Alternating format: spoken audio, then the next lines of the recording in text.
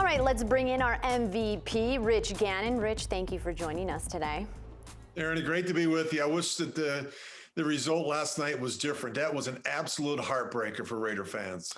Indeed it was, and let's talk about it, because the Chiefs just barely squeezed out a win. A heavyweight fight all the way to the very end. Pretty sure, though, the Raiders now have their attention. Do you believe this rivalry is officially renewed? There's no question. I mean, you talk to the folks on the other side of it. I think they realize that this is a different Raider team than in years past.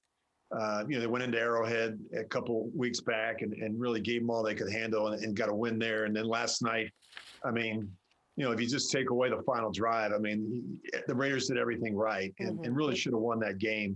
And so I think that the rivalry is back. I think the Chiefs have a renewed respect for what the Raiders mean, what the Raider Week means, and they're not going to take them lightly. They didn't take them lightly last night. I really got the sense that the Chiefs knew what they were getting into. This is the different Derek Carr than they've seen in years past. And a more explosive offense, an offense that can go out and score 35 points each week, and a defense that's got some playmakers, some young guys who are starting to figure things out, and just a team that's got some momentum right now, a team that's got some swagger, it's got some juice, it's got some confidence, despite the fact that they missed a lot of practice time last week. Yeah, the defense having to stay home, of course, with the safety protocols in place due to COVID.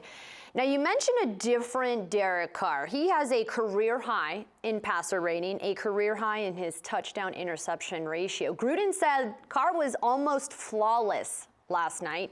He had 4 or 5 balls that were magnificent throws that could have been caught. Talk about what you saw out of Carr in this one. Erin, we've been talking a lot about the kind of season that Derek has had, and I've mentioned it a number of times. It's what he does at the line of scrimmage to me that really makes a difference. I don't know there's a quarterback in the game right now that has as much freedom and flexibility and as much control at the line of scrimmage as Derek does. The NBC telecast last night did a great job with the microphone, so you could hear a lot of the conversation and communication between Derek and Rodney Hudson, between Derek and the tight ends. I mean, he's telling everybody what to do. He's telling the offensive line, what runs we're going to run, and we're going to kill it. We're going to check to this, and we're going to slide the line this way. Rip. He's telling where the line where to go, and he's pointing to the hot receiver, and he's pointing to where the free defender's coming from. He's telling Darren Waller, Darren, I need you. Darren, I need you. In other words, coming short motion, you cut up the backside. He's telling the receivers, come on. I mean, he's telling the backs with that. He tells everybody what to do, and that's not typical when you study NFL offenses. I think it's just a guy that has total command of the system. He has a great understanding of what teams are trying to do defensively. He's just an extension of John Gruden when it comes to the play calling. And I just think those guys are in sync right now. There's such a symmetry between the play caller and the quarterback, something we haven't seen in years with the Raiders. But I think Derek deserves a lot of credit. It's as good as I seen him play last night, extending plays, making plays when things break down, fading away from the free blitzer and throwing the ball. As you mentioned, he had a couple drops last night, but he was holding the football and making some big throws in some critical situations. I just think this is his best season by far when you study Derek Carr. I like that you mentioned the trust between him and Gruden, and you're right. You're seeing Carr use his wheels in situations that the last several years he wasn't maybe necessarily comfortable with doing.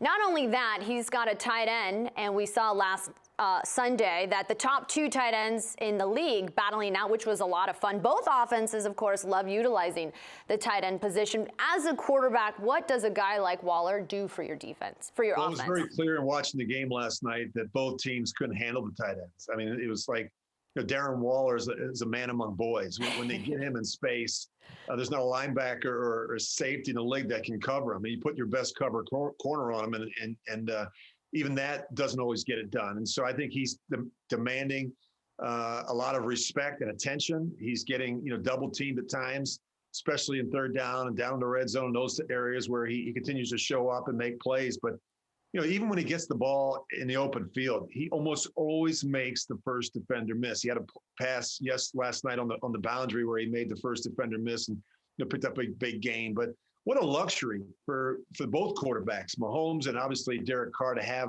2 of the premier tight ends in the NFL.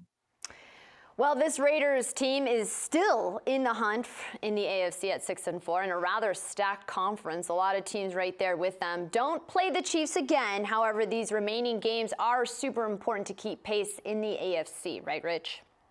I'm not so sure they won't see the Chiefs again. I just have a feeling that these two may meet up again in the postseason. My sense is that the Raiders are trending in the right direction and will wind up in the postseason. I mean, they're playing too well on offense right now. There are certain things that really stood out to me last night. We talked a lot about Derek's performance. Max Crosby. I mean, I don't know that he gets enough respect for how he plays the game. He has got a nonstop motor. He never takes plays off. He's like the Energizer Bunny. He just goes hard every single play, and I think he elevates the play of those around him. But I think when you start getting performances like that are very noticeable when you talk to different teams around the league, this is a young defense. We talked about it prior to the show about the secondary. Some young players getting valuable playing time, and I think they're learning each time out. But I just loved what I saw from the entire football team last night. It's unfortunate that the Chiefs went 7 plays and 75 yards in 75 seconds. I mean, it's unfortunate that last drive happened.